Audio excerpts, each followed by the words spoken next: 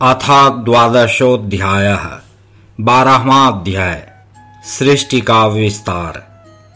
श्री मैत्रेय जी ने कहा, विदुर जी, यहाँ तक मैंने आपको भगवान की काल रूप महिमा सुनाई। अब जिस प्रकार ब्रह्मा जी ने जगत की रचना की वह सुनिए। सबसे पहले उन्होंने अज्ञान की 5 वृत्तियां, तम अर्थात अविद्या, मोह अर्थात अस्मिता, महामोह अर्थात राग, तामिश्र अर्थात द्वेष और अंधता मिश्र अर्थात अभिनिवेश रची। किंतु इस अत्यंत पापमयी सृष्टि को देखकर उन्हें प्रसन्नता नहीं हुई। तब उन्होंने अपने मन को भगवान के ध्यान से पवित्र कर उससे दूसरी सृष्टि रची। इस बार ब्रह्मा जी ने सनक, सनंदन, सनातन और सनत कुमार ये 4 निवृत्ति परायण ऊर्ध्वरेता मुनि उत्पन्न किए। अपने इन पुत्रों से ब्रह्मा जी ने कहा, पुत्रों, तुम लोग सृष्टि उत्पन्न करो।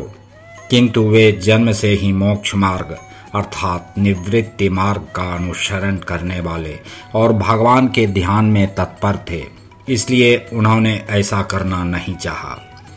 जब ब्रह्मा जी ने देखा कि मेरी आज्ञा न मानकर ये मेरे पुत्र मेरा तिरस्कार कर रहे हैं, तब उन्हें असह्य क्रोध हुआ।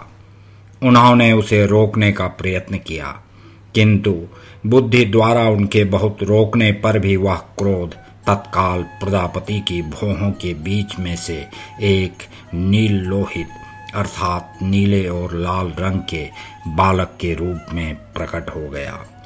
वे देवताओं के पूर्वज भगवान भव अर्थात रुद्र रो रो कर कहने लगे, जगत पिता विधाता, मेरे नाम और रहने के स्थान बतलाइए।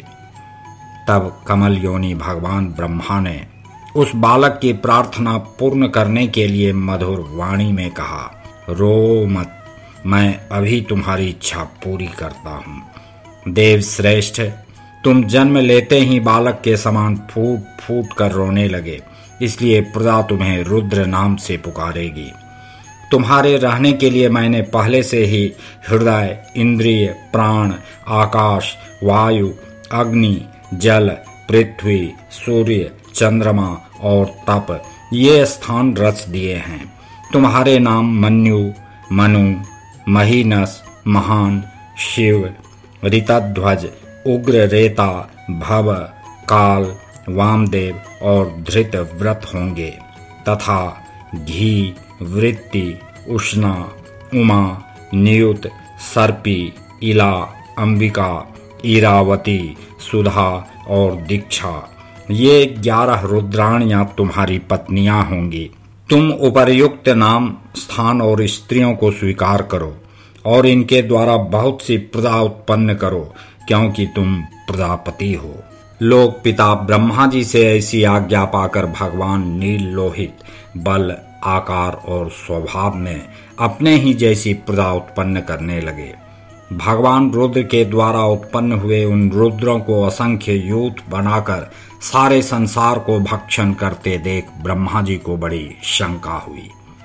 तब उन्होंने रुद्र से कहा, सुरश्रेष्ठ, तुम्हारी प्रजा तो अपनी भयंकर दृष्टि से मुझे और सारी दिशाओं को भस्म किए डालती है, अतः ऐसी सृष्टि और न रचो, तुम्हारा कल्याण हो। अब तुम समस्त प्राणियों को सुख देने के लिए तप करो, फिर उस तप के प्रभाव से ही तुम पूर्ववत इस संसार की रचना करना।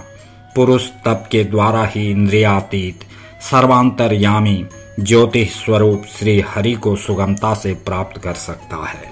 श्री मैत्रेय जी कहते हैं, जब ब्रह्मा जी ने ऐसी आज्ञा दी तब रुद्र ने बहुत अच्छा कहकर उसे शिरोधार्य किया और फिर उनकी अनुमति लेकर तथा उनकी परिक्रमा करके वे तपस्या करने के लिए वन को चले गए।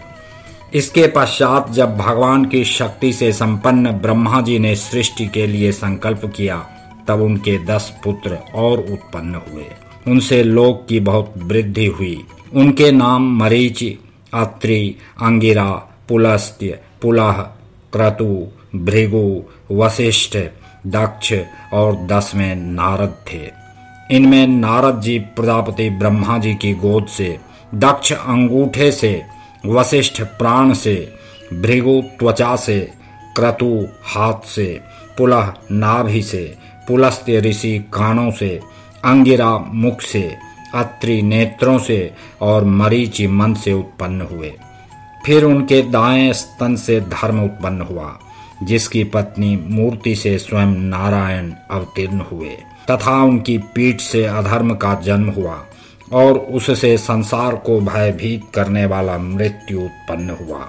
इसी प्रकार ब्रह्मा जी के हृदय से काम, भौहों से क्रोध, नीचे के होठ से लोभ, मुख से वाणी की अधिष्ठात्री देवी सरस्वती, लिंग से समुद्र, गुदा से पाप का निवास स्थान अर्थात राक्षसों का अधिपति निर्ऋति, छाया से देवहूति के पति भगवान कर्दम जी उत्पन्न हुए।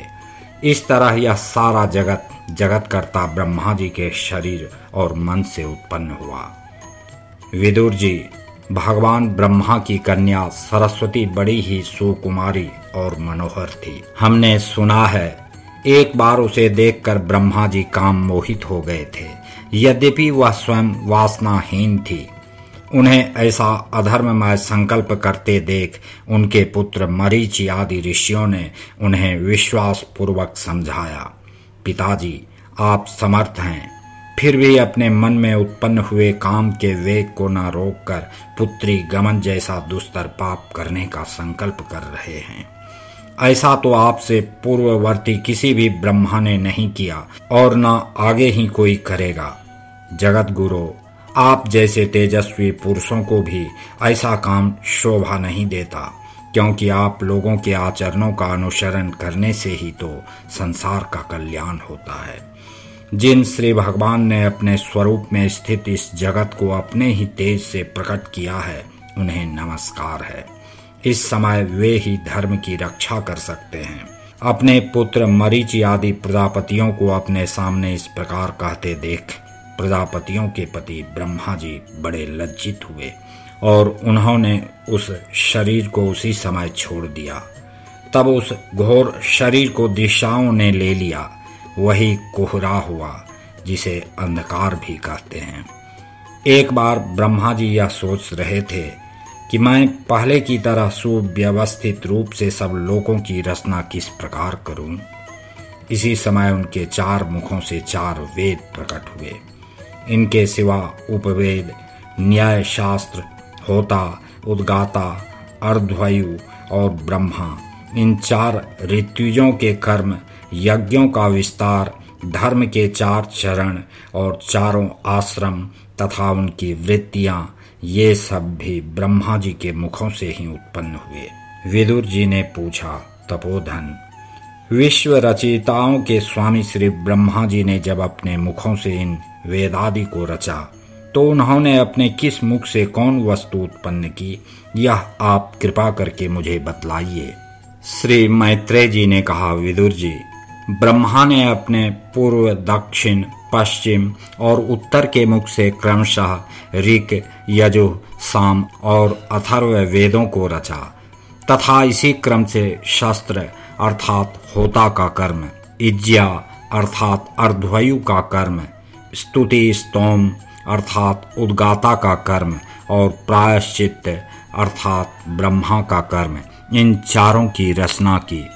इसी प्रकार आयुर्वेद अर्थात चिकित्सा शास्त्र, धनुर्वेद अर्थात शस्त्र विद्या, गांधर्व वेद अर्थात संगीत शास्त्र और स्थापत्य वेद अर्थात शिल्प विद्या, इन 4 उपवेदों को भी क्रमशः उन पूर्वादि मुखों से ही उत्पन्न किया। फिर सर्वदर्शी भगवान ब्रह्मा ने अपने 4 मुखों से इतिहास पुराण रूप 5वां वेद बनाया। इसी क्रम से षोडशी और उक्त, चयन और अग्निष्टोम, आप्तोर्याम और अतिरात्र तथा वाजपेय और गोसव, ये 2-2 याग भी उनके पूर्वादि मुखों से ही उत्पन्न हुए। विद्या, दान, तप और सत्य, ये धर्म के 4 पाद और वृत्तियों के सहित 4 आश्रम भी इसी क्रम से प्रकट हुए।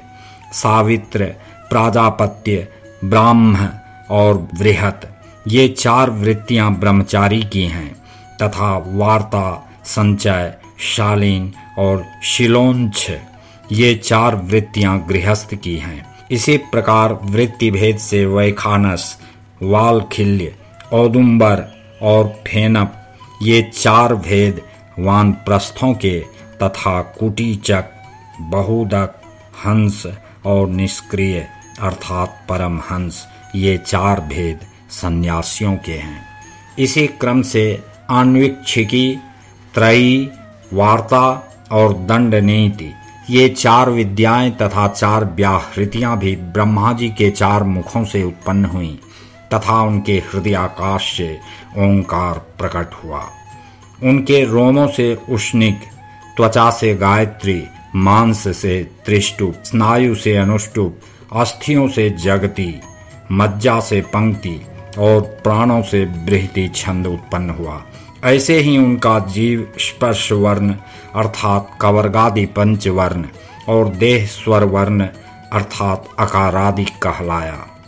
उनकी इंद्रियों को उष्ण वर्ण अर्थात श, श, श, ह और बल को अंतस्थ अर्थात य, र, ल, व कहते हैं तथा उनकी क्रीड़ा से निषाद, ऋषभ, गांधार, षड्ज, मध्यम, धैवत और पंचम ये 7 स्वर हुए। हे तात, ब्रह्मा जी शब्द ब्रह्म स्वरूप हैं। वे वैखरी रूप से व्यक्त और ओंकार रूप से अव्यक्त हैं तथा उनसे परे जो सर्वत्र परिपूर्ण पर ब्रह्म है वही अनेकों प्रकार की शक्तियों से विकसित होकर इंद्रादि रूपों में भास रहा है। विदुर जी, ब्रह्मा जी ने पहला कामासक्त शरीर जिससे कोहरा बना था छोड़ने के बाद दूसरा शरीर धारण करके विश्व विस्तार का विचार किया। वे देख चुके थे कि मरीचि आदि महान शक्तिशाली ऋषियों से भी सृष्टि का विस्तार अधिक नहीं हुआ।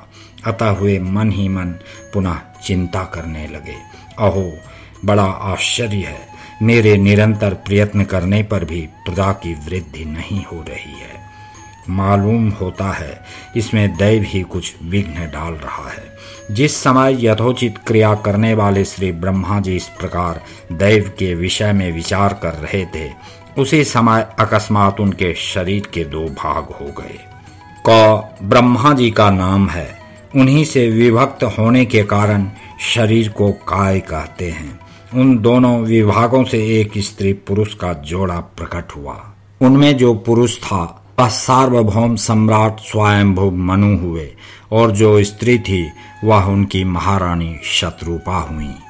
तब से मिथुन धर्म अर्थात स्त्री पुरुष संभोग से प्रजा की वृद्धि होने लगी। महाराज स्वयंभू मनु ने शत्रुपा से 5 संतानें उत्पन्न की। साधु शिरोमणि विदुर जी, उनमें प्रियव्रत और उत्तानपाद 2 पुत्र थे तथा आकूति, देवहूति और प्रसूति 3 कन्याएं थीं।